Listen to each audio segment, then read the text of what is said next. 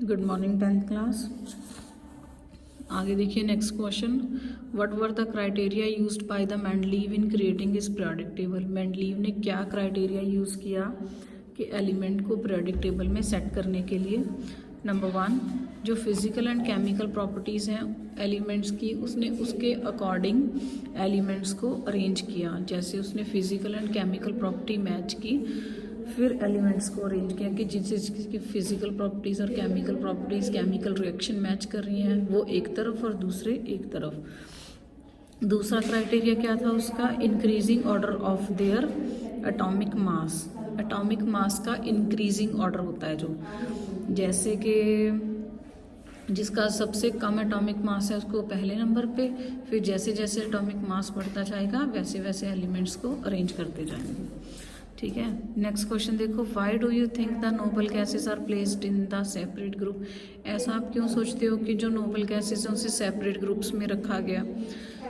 Nobel gases जैसे helium, neon, argon, krypton, xenon, radon, इसे अलग ग्रुप में इसलिए रखा गया क्योंकि ये क्या है, इनर्ट गैसेस हैं। इनर्ट का मतलब होता है जो किसी के साथ क्या है, रिएक्ट नहीं करती, जिनकी रिएक्टिविटी क्या होती है, बहुत ज़्यादा लो होती है। तो दूसरा कारण ना, इनकी इलेक्ट्रॉनिक कन्फिग्रेशन क्या है, फुली फील्ड होती है। ना तो ये इलेक्ट्रॉन किसी को देते हैं और ना किसी से इलेक्ट्रॉन लेते हैं। दूसरा हम लोग ये भी बोल सकते हैं कि एटमॉस्फेयर में इसकी कंसंट्रेशन क्या होती है, बहुत ज़्यादा कम होती है। तो साइंटिस्ट को पता ही नहीं चला कि ये एटमॉस्फेयर में प्रेजेंट है भी कि नहीं है, तो बहुत ज़्यादा लेट पता चला, इसीलिए इसका क्या है, अलग ग्रुप बना दिया।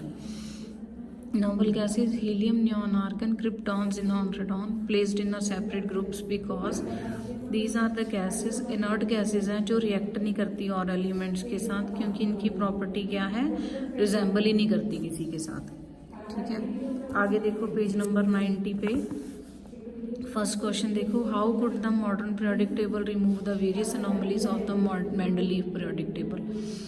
तो मॉडर्न जो पीरियोडिक टेबल आया जो हमारा हेनरी मॉसले ने दिया, उसने क्या क्या अनोमली, क्या क्या गलतियां का सुधार किया मेंडलीव पीरियोडिक टेबल में। तो जो मॉडर्न पीरियोडिक टेबल है उसको एलिमेंट्स में किसके अकॉर्डिंग अरेंज किया गया है, एटॉमिक नंबर के अकॉर्डिंग। लेकिन मेंडलीव पीरियोडिक में एलिमेंट्स को किस तरीके से अरेंज किया गया, एटॉमिक मास के अकॉर्डिंग।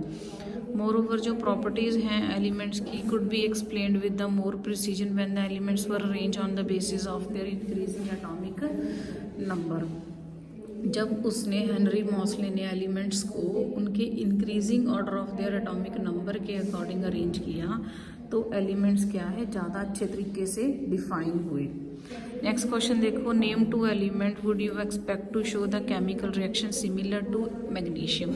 2 ऐसे एलिमेंट्स के नाम बताओ जिसकी जो केमिकल रिएक्शंस हैं वो मैग्नीशियम से सिमिलर हैं। What is the basis of your choice, किसके आधार पर बताओगे ये।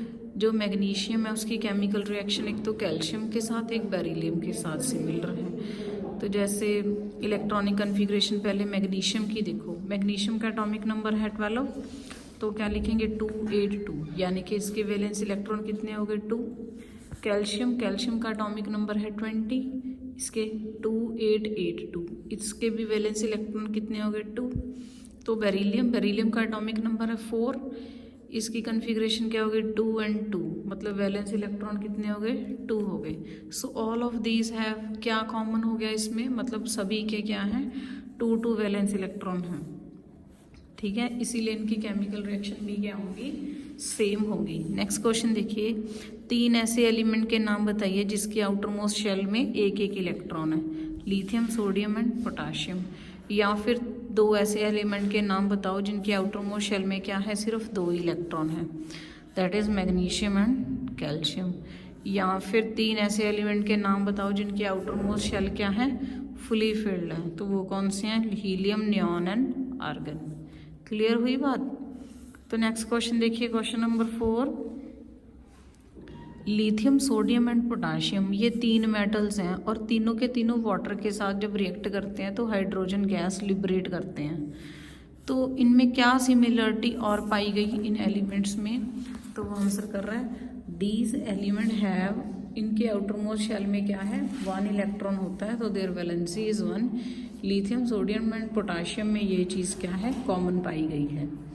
नेक्स्ट क्वेश्चन देखिए, हीलियम क्या है? एक अनरिएक्टिव गैस है, लेकिन नियॉन क्या है? एक्सट्रीमली लो रिएक्टिविटी है। What if anything do their atoms have in common? तो इसमें और क्या, अब देखो हीलियम तो बिल्कुल भी रिएक्टिव नहीं है, और जो नियॉन है उसकी रिएक्टिविटी है तो है बट बहुत ज़्यादा लो है। तो इसमें कॉमन क्या हो गया? इसमें कॉमन हो गया कि आउटर मोस्ट शेल में बोथ द गैसेस क्या होती हैं? कंप्लीटली फिल्ड होती हैं। ये ना तो अपना इलेक्ट्रॉन किसी को दे रही हैं और ना किसी से ले रही हैं। They are inert in nature. Clear?